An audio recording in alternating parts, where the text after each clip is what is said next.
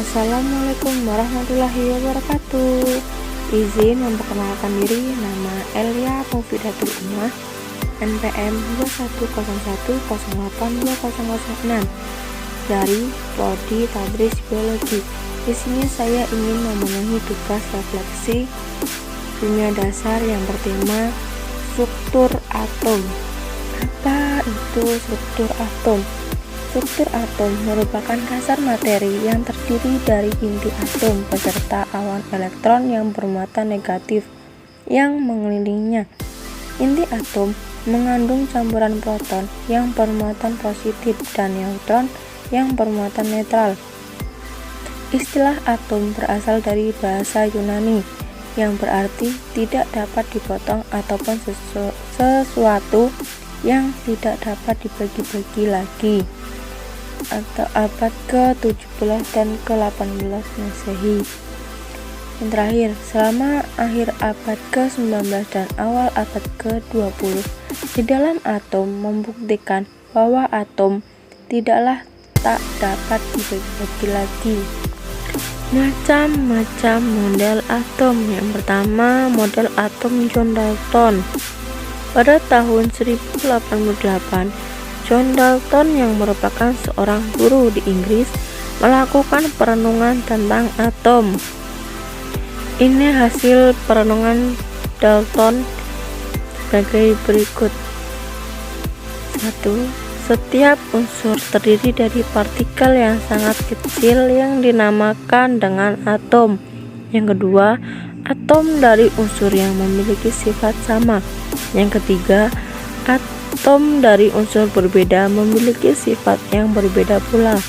Yang keempat, atom dari suatu unsur tidak dapat diubah menjadi atom unsur lain dengan reaksi kimia. Yang kelima, atom dapat bergabung membentuk gabungan atau yang disebut molekul. Yang terakhir, 6. Dalam senyawa, perbandingan massa masing-masing unsur adalah tetap. Yang kedua, model atom J.J. Thomson. Kelemahan dari Dalton diperbaiki oleh J.J. Thomson. Eksperimen yang dilakukannya tabung sinar berkatoda. Hasil eksperimennya menyatakan ada partikel bermuatan negatif dalam atom yang disebut elektron. Hasil eksperimennya menyatakan ada partikel bermuatan negatif dalam atom yang disebut elektron. Yang ketiga, model atom Rutherford sebagai dari atau merupakan kosong. Yang B, atom memiliki inti atom bermuatan positif yang merupakan pusat massa atom. C, elektron bergerak mengelilingi inti dengan kecepatan yang sangat tinggi. D, sebagai besar partikel alfa lewat tanpa mengalami pembelokan atau hambatan, sebagai kecil dibelokkan dan sedikit lain lagi dan sedikit sekali yang dipantulkan. Kelemahan model atom Rutherford. Menurut hukum fisika klasik, elektron yang bergerak mengikuti memancarkan energi dalam bentuk gelombang elektromagnetik. Model atom Rutherford ini belum mampu menjelaskan di mana letak elektron dan cara lokasinya terhadap inti atom.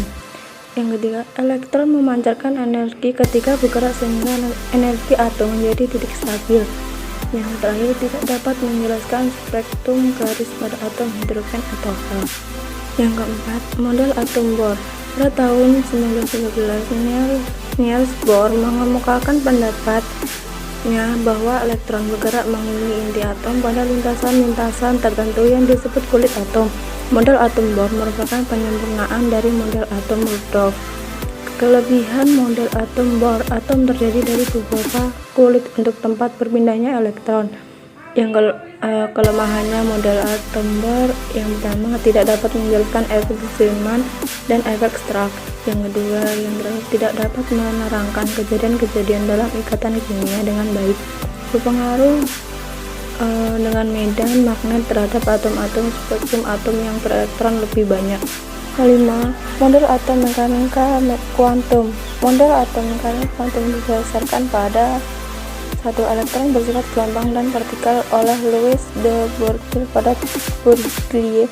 pada tahun 1923. Yang kedua, persamaan gelombang elektron dalam atom oleh Erwin Schrödinger pada tahun 1926. Yang ketiga, asas ketidakpastian oleh Werner Heisenberg pada tahun 1927. Menurut teori mekanika kuantum sebagai berikut.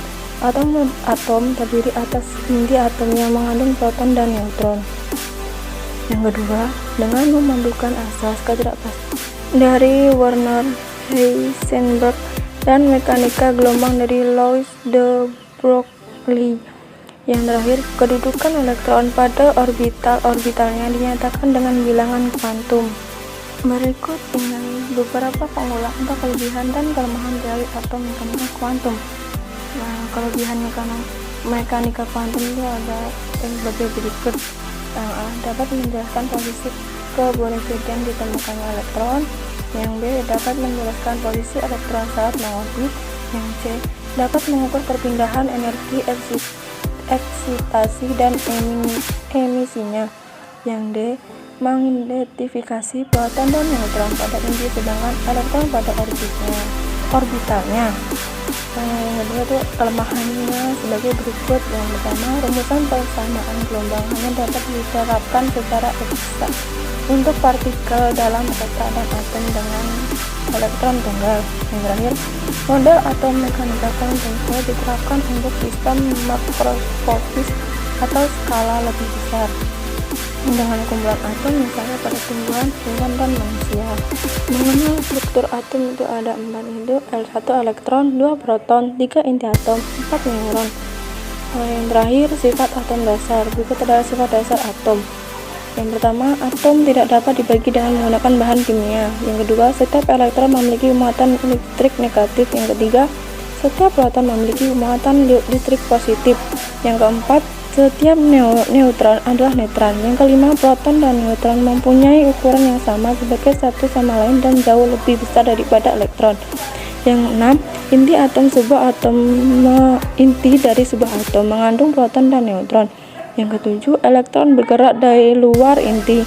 Yang delapan, hampir semua massa atom berpusat pada intinya. Hampir semua volume atom ditempati oleh elektron. Yang kesembilan, jumlah proton atom juga dikenal sebagai nomor atom menentukan unsur. Yang terakhir tersebut, partikel-partikel dalam atom terikat bersama oleh ikatan yang kuat. Terima kasih dari refleksi dari saya. Saya ucapkan terima kasih apabila ada salah kata atau pembuatan video. Saya memohon maaf. Saya akhiri. Wassalamualaikum warahmatullahi wabarakatuh.